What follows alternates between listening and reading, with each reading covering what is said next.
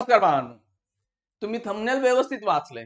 Engineering आणि फार्मसीच्या सर्व विद्यार्थ्यांना फ्री मध्ये मी काउन्सिलिंग करतोय. मग ऑप्शन फॉर्म बनवण्यापासून कसे बनवायचे असतात, काय असतात, त्याच्यापासून तुम्हाला सगळे कट ऑफ.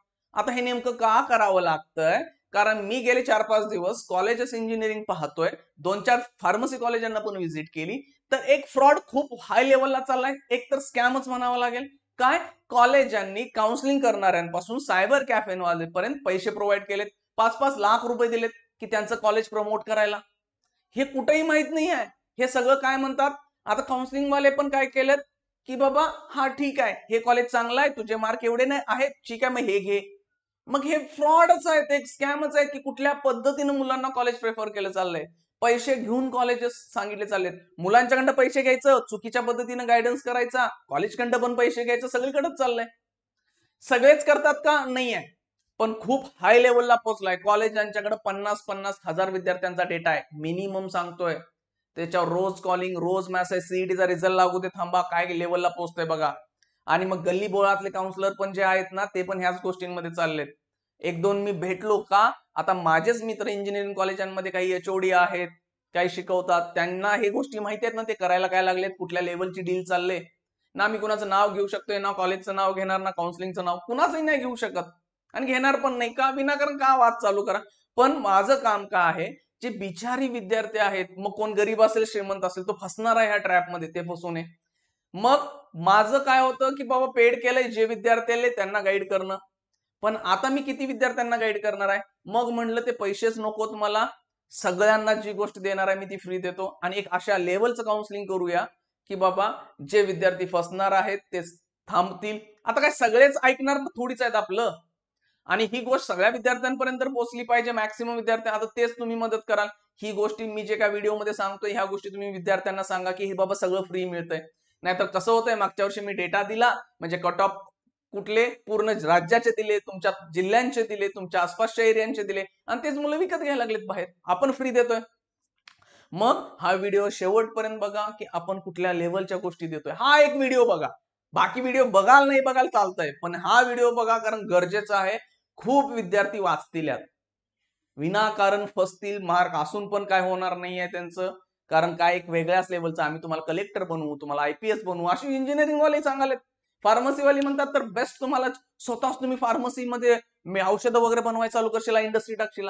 मुलं छोटे आहेत, पालक शिकलेत नाही शिकलेत त्याच्यात त्यांना पण गोष्टी कळत नाही आहेत. मग हे एक वेगळ्याच लेवलला चाललंय. म्हटलं बाबा कोणीतरी आता अवेअरनेस करणं गरजेचं आहे. म्हणलं आपणच चालू करूया. जर वर्षी आम्ही करतोय, ह्या वर्षी वेगळे विचार होते, म्हटलं पण सगळे कॅन्सल. पुढे जाऊ काहीतरी वेगळं करण्याचा प्रयत्न करू, जेणेकरून विद्यार्थी मॅक्सिमम त्यांना फायदा होईल. पहिला आता मोफत करायचं रिझन तेच म्हणलं की स्कॅम आहेत, फ्रॉड आहेत. ऍडव्हर्टाईज करावी चांगल्या पद्धतीने, कॉलेजांनी सांगावं. काही कॉलेजेस प्रायव्हेट आहेत बघा, गव्हर्नमेंटला तर काय फरकच पडत नाही, त्यांची कॉलेजेस भरतात. प्रायव्हेट कॉलेज 3 ते 4 असे आहेत ना, त्यांना पण फरक नाही पडत. का? ती क्वालिटीवर फोकस केलाय त्यांनी, चांगलं शिक्षण, चांगलं प्लेसमेंट. बाकीच्यांना ते देता येत नाही, मग ते काय सगळीकडे कुठल्या पण अँगलनं मार्केटिंग करा. मग काय, आता मी व्हिडिओ बनवलाय, काही लोक माझा ऐकत असतील तर मलाच पैसे द्यायचे ना. आता असं चाललंय हो सगळीकडच. त्यामुळे म्हणलं की आपण सगळं ह्या वर्षी कॅन्सल करू आणि मुलांना गाईड करू. ज्यांना पटेल ते घेतील, नाही पटणार तर सोडून देतील. ठीक आहे. काउन्सिलरलाच पैसे दिले गेलेत कॉलेजांनी. मग तुम्हाला कुठल्या पद्धतीचा काउन्सिलर भेटलाय, काय भेटलाय माहिती, सगळे फ्रॉड आहेत का? नाहीये. चांगले काउन्सिलर पण आहेत, पण कळणार कसं? प्रत्येक जण म्हणणार मीच चांगला आहे, मग काय? मग तो प्रॉब्लेम आहे. मग तुम्हाला ना स्वतः कशा गोष्टी बनवायच्या आहेत, काय करायच्या आहेत, जिथं मदत लागेल मी आहेच, तिथं आपण पाहूया. ठीक आहे. सो पहिला, फ्रीची किंमत असते का हो? आता ह्याचं उत्तर आहे ना, कधीच किंमत नाही. आता तुम्हीच बघा, मी टेस्ट सिरीज दरवर्षी फ्री देतोय. जून महिन्यापासून सीईटीची परीक्षा होईल पण सगळी टेस्ट सिरीज फ्री असते, पीवायक्यू फ्री असतात, नोट्स फ्री असतात, प्लस काय फॉर्म्युले फ्री असतात. किती जण सिरियसली ते घेतात? त्याच टेस्ट सिरीज मार्केटला अवेलेबल आहेत, 500 रुपयांपासून 2000, ढीगभर विद्यार्थी घेतात. कारण डेटाबेस सेम असतो. तर हे सगळे प्लॅटफॉर्म आहेत ना. आता मोबाईल ऍप आहेत बघा, आपलं पण ऍप आहे, ते ऍप मार्केटला ना वर्षाला 2000 रुपये किमतीला मिळतंय, आणि ते ऑलमोस्ट सगळं युट्यूब कडे तेच आहे. मी सांगले वर्षाला 2000 रुपये अनलिमिटेड. मग म्हणजे 2000 रुपये कुणाला जास्त आहेत? नाही, तुम्ही पण घेशील आणि ऍप बनवून चालू करशील, वर्षाला फक्त 2000 रुपये द्यायचे. मग सगळ्यांच्याकडे त्यातनं काय होतंय? ढीगभर गोष्टी होत आहेत. मग मी तोच डेटाबेस स्वतः आपण वेगळं काय केलं, स्वतः पहिला टेस्ट बनवल्या, त्या टाकल्या आणि जे पॅकेज होते ते ठेवले. किती लोकांनी घेतलं? हजारो विद्यार्थ्यांनी, मुलांना फ्री दिलेलं, पण सोडवलं किती टेस्ट? नाही आहे ना, कारण फ्रीची किंमत नसते. मागच्या वर्षी मी जो डेटा तुम्हाला विकत देतात हजार रुपयाला, मी तो फ्री देतोय. मागच्या वर्षीच्या विद्यार्थ्यांना विचारा, त्याची पण किंमत राहणार नाही, ह्यावेळी पण राहणार नाही. पण माझी अपेक्षा आहे ना, एखाद्याला गरीबाला तरी त्याची मदत होईल, की जो डेटा त्याला करायचं कसं आहे. आपल्याकडे डेटा आहे सगळा, स्वतः काढलाय 1.5-2 महिने बसून आपल्या सगळ्या स्टाफनं. तो सगळा मी PDF फॉर्म मध्ये अवेलेबल करतोय. तुम्हाला कशाचीच गरज पडणार नाही. क्लिअर कट डेटा एकट्यानं पण मला फ्रीमध्ये आणून दाखवावं ते, तो आपण देणार. विथ तुमच्या जिल्ह्यातली कॉलेज सांगलोय, राज्यातली कॉलेज, हाय पासून लो मेरिट पर्यंत.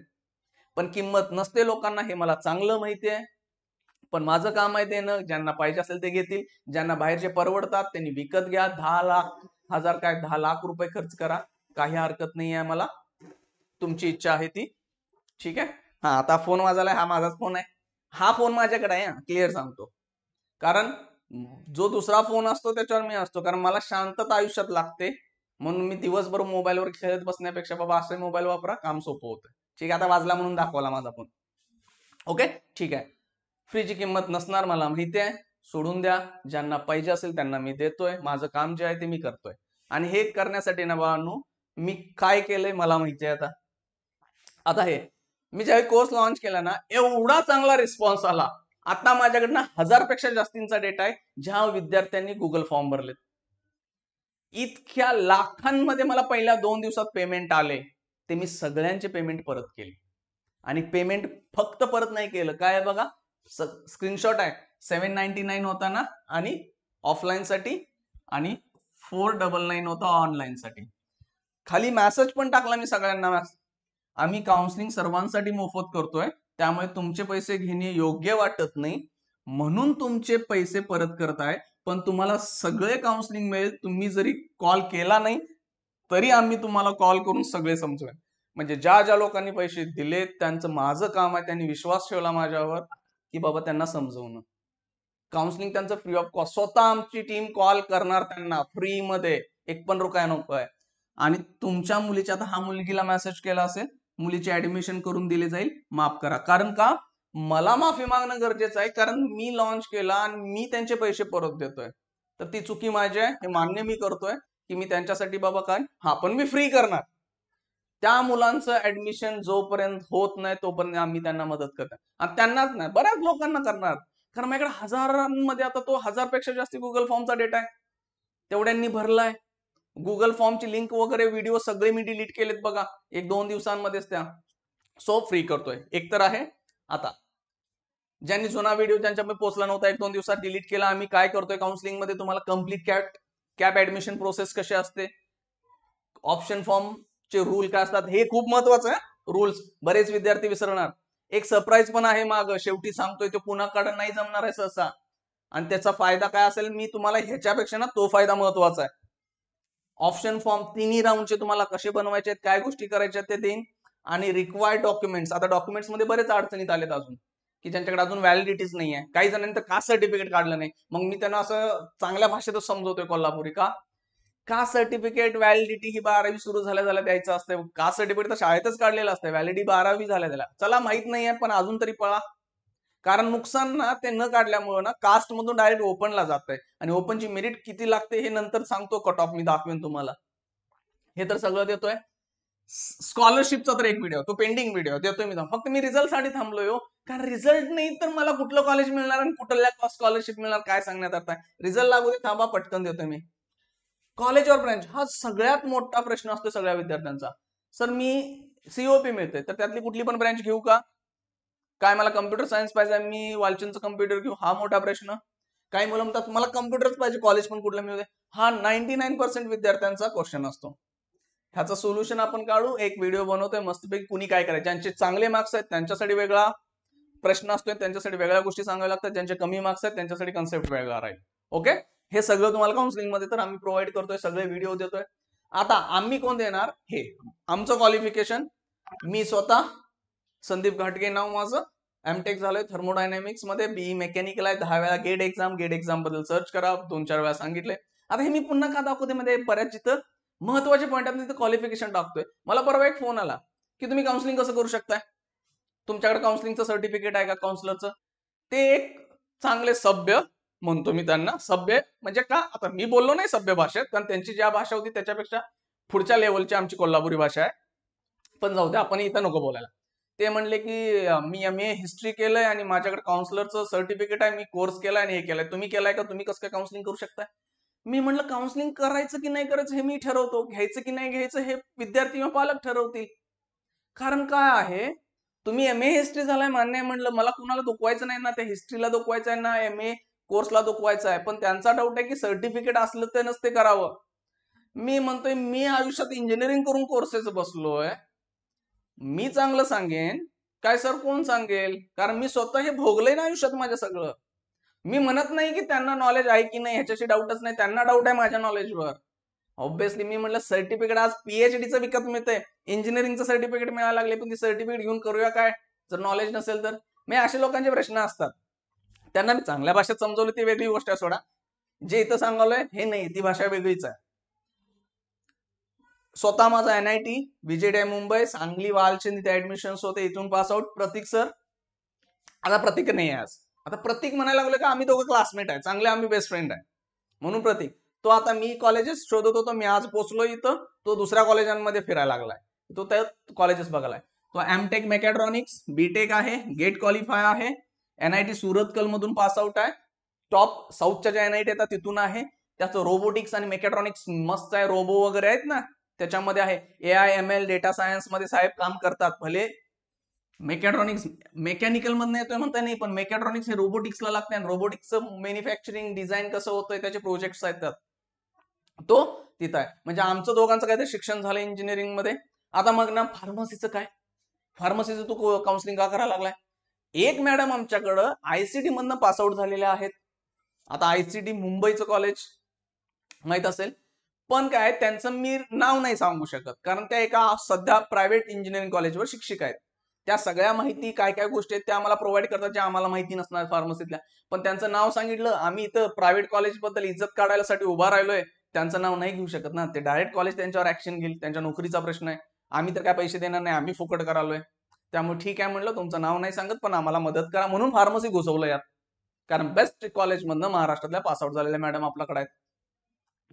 पुढे आता हे सगळ्यात महत्वाचं आहे तुमच्यासाठी, 4 इयरचा सपोर्ट ग्रुप बनवतोय मी. 4 इयर सपोर्ट का गरजेचा आहे, नुसतं काउन्सिलिंग झालं, तुम्हाला ऍडमिशन दिलं, कुठेतरी गेला फिरला, काही होत नाही. आज 90% इंजिनिअरिंगचे विद्यार्थी एकतर कमी पगारावर काम करतात किंवा नोकऱ्या नाही आहेत, चेक करा जाऊन. आणि मॅक्सिमम सगळी मुलं कुठे चाललेत, ते सगळी कम्प्युटरकडे वळलेत, मेकॅनिकल सिव्हिल वाली पण तिकडेच गेलेत, पण त्यांच्याकडे टेस्टिंगचे जॉब आहेत.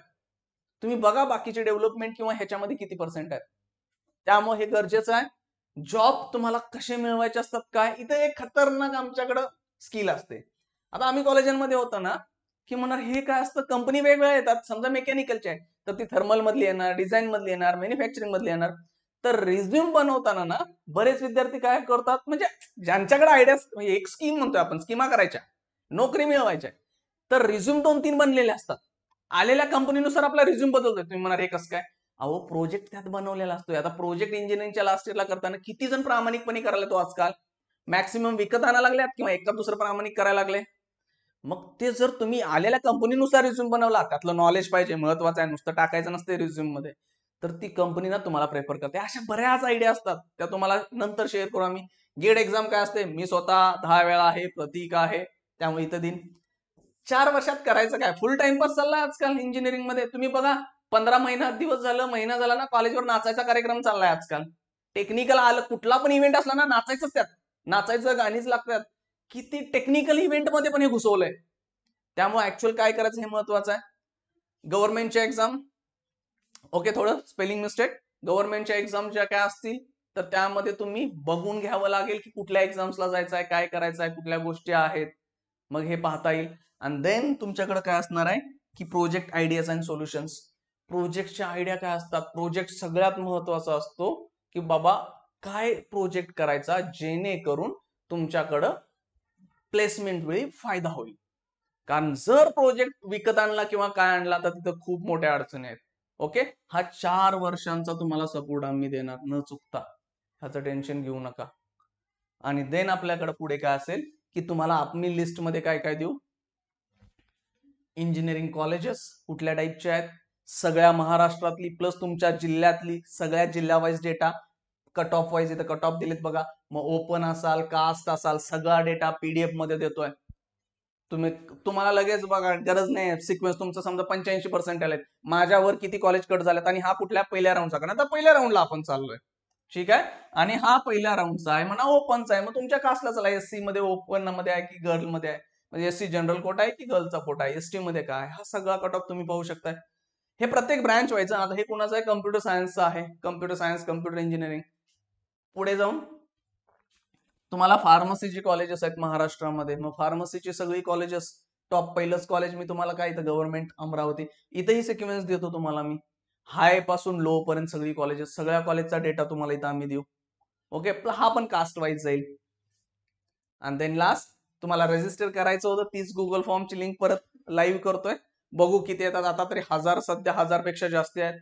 तो भरा, टेलिग्राम चॅनल मध्ये असेल, व्हॉट्सअप चॅनल जॉईन करा, त्यांच्या लिंक डिस्क्रिप्शन बॉक्समध्ये आहेत. इथे तर मी नेहमी ऍक्टिव्ह असतो आणि ज्यावेळी तुम्हाला डेटा पीडीएफ किंवा बाकीच्या गोष्टी द्यायच्या असतील मी टेलिग्राम चॅनलवर टाकून देतोय, कारण व्हॉट्सअप चॅनलवरती काय होत नाही, त्या पीडीएफ वगैरे जात नाही आहेत. ओके, मोठ्या कॉन्टॅक्ट नंबर हा आहे. फक्त काय करायचं, दिवस रात्र फोन करू नका, व्हॉट्सअपला मेसेज टाका, मी रिप्लाय देतोय. 100 200 कॉल जर तासाला पडत असतील ना तर शक्यच नाही होत आहे माझ्याकडून. व्हॉट्सअपला मी सगळ्यांना ऑडिओ मेसेज, आता टाईप करायला पण वेळ नाही, मी ऑडिओ मेसेज टाकायला लागलोय, चेक करा. ठीक आहे, हे दिलंय. आणि हा व्हिडिओ मॅक्सिमम विद्यार्थ्यांपर्यंत पोहोचवा, जेणेकरून ना काय होईल की बाबा रीच वाढू दे याची, आणि ज्या विद्यार्थ्यांना खरोखर गरज आहे ह्या सगळ्याची त्यांना आपण पोहोचवू. एक प्रामाणिक मत आहे की हा स्कॅम चाललाय, थांबू तर कोण शकत नाही आहे, कधीच होणार नाही. फक्त चांगल्या विद्यार्थ्यांपर्यंत पोहोचेल, म्हणजे चांगल्या म्हणजे नंबर ऑफ विद्यार्थी जास्तीपर्यंत पोहोचेल, तर तो फायदा होईल की बाबा सतर्क राहतील, कोण चांगला आहे कोण वाईट आहे हे शोधावं लागलं आणि कळणं खूप अवघड आहे. त्याच्यापेक्षा मी तुम्हाला इथं सगळ्या गोष्टी द्यायला लागलो, त्यातून तुम्ही निर्णय घेऊ शकता. ओके, चला, थँक्यू.